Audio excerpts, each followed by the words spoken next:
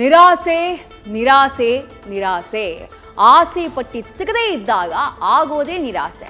ಈ ನಿರಾಸೆ ಕನಕಪುರ ಕಲಿಗೆ ಸಾಮಾನ್ಯವಾಗ್ಬಿಟ್ಟಿದೆ. ಸಿಎಂ ಪಟ್ಟ ದಕ್ಕದೆ ಡಿಕೆ ಶಿವಕುಮಾರ್ ಕಂಗಾಲಾಗಿದ್ದಾರೆ.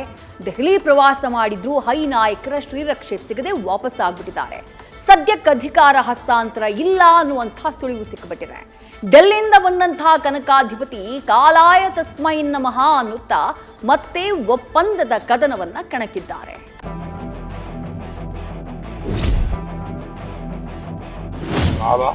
ಎಲ್ಲದಕ್ಕೂ ಉತ್ತರ ಕೊಡ್ತದೆ. ನೀವು ಭೇಟಿ ಆಗಿಲ್ಲ ಅಂತ ಹೇಳ್ತೀರಾ.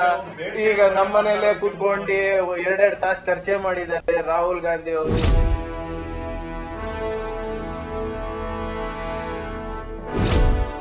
ಸಂಕ್ರಾಂತಿ ಬಂದೋಯ್ತು ರತ್ತೋ ರತ್ತೋ, ಸಂಕ್ರಾಂತಿ ಆಗ್ಲಿಲ್ಲ ಬಿತ್ತೋ ಬಿತ್ತೋ.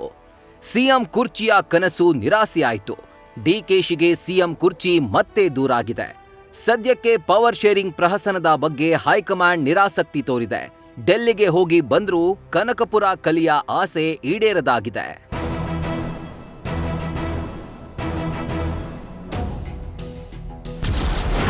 ಸಿಎಂ ಪಟ್ಟಕ್ಕಾಗಿ ಫೈಟ್, ಡಿಕೆಶಿಗೆ ಮತ್ತೆ ನಿರಾಸೆ.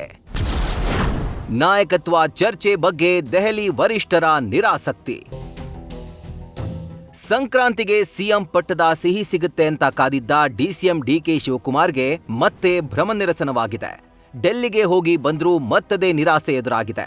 ಸತತ 3 ದಿನ ದೆಹಲಿ ವಾಸ್ತವ್ಯ ಹೂಡಿದ್ರೂ ಡಿಕೆಶಿಗೆ ಹೈಕಮಾಂಡ್ ನಾಯಕರ ಭೇಟಿಗೆ ಅವಕಾಶ ಸಿಗದೆ ವಾಪಸ್ ಆಗಿದ್ದಾರೆ. ಇದರಿಂದ ಸಿದ್ದರಾಮಯ್ಯರ ಸಿಎಂ ಪಟ್ಟ ಮತ್ತಷ್ಟು ಸುಭದ್ರ ಎಂಬ ಸಂದೇಶ ಸಿಕ್ಕಂತಾಗಿದೆ.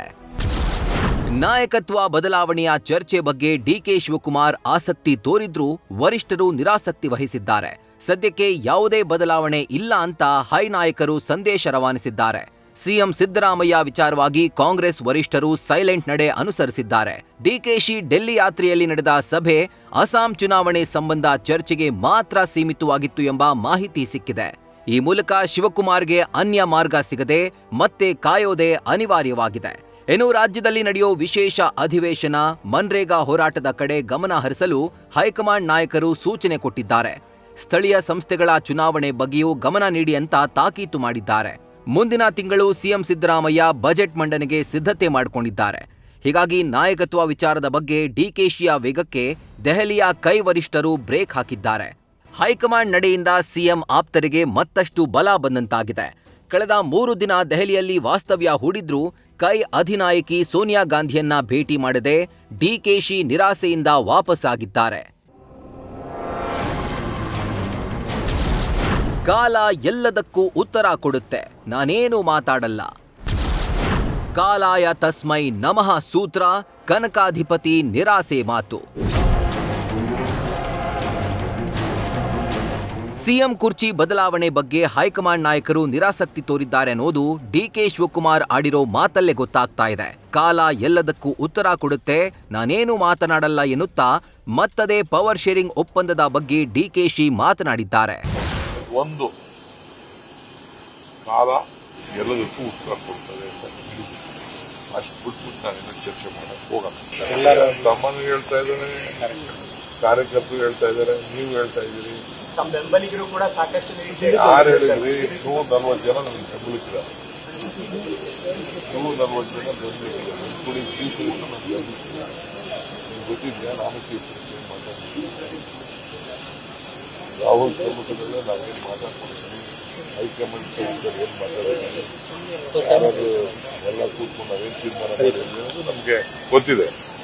ಅದನ್ನು ನಾನು ಬಹಿರಂಗದಲ್ಲಿ ನಿಮ್ಮ ಹತ್ರ ಮಾಧ್ಯಮದಲ್ಲಿ ನಾನು ಚರ್ಚೆ ಮಾಡಕ್ಕಾಗಿಲ್ಲ.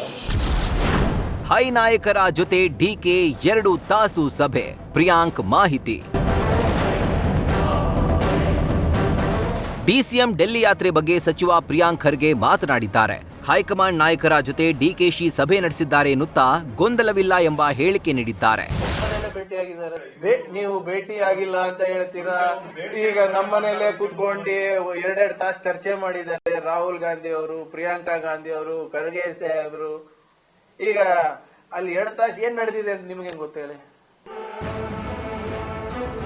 ರಾಜ್ಯದಲ್ಲಿ ಮುಖ್ಯಮಂತ್ರಿ ಹುದ್ದೆಯ ಗುದ್ದಾಟ ಸದ್ಯಕ್ಕೆ ಬಗೆಹರಿಯದ್ದಾಗಿದೆ. ಕಾಂಗ್ರೆಸ್ ಹೈಕಮಾಂಡ್ ನಾಯಕರ ಸೈಲೆಂಟ್ ನಡೆ ಡಿಕೆಶಿಗೆ ನಿರಾಸೆ ತಂದಿದ್ರೆ ಸಿಎಂ ಬಣಕ್ಕೆ ಖುಷಿ ಕೊಟ್ಟಿದೆ. ಈ ಮೂಲಕ ಸಿದ್ದರಾಮಯ್ಯ ಮತ್ತೆ ದಾಖಲೆ ಬಜೆಟ್ ಮಂಡನೆ ಮಾಡೋದು ಪಕ್ಕಾ ಆಗಿದೆ. Harish Kakol, political bureau, news first. News first ನಿರ್ಭೀತಿಯಿಂದ ನಿಮ್ಮ ಪರವಾಗಿ.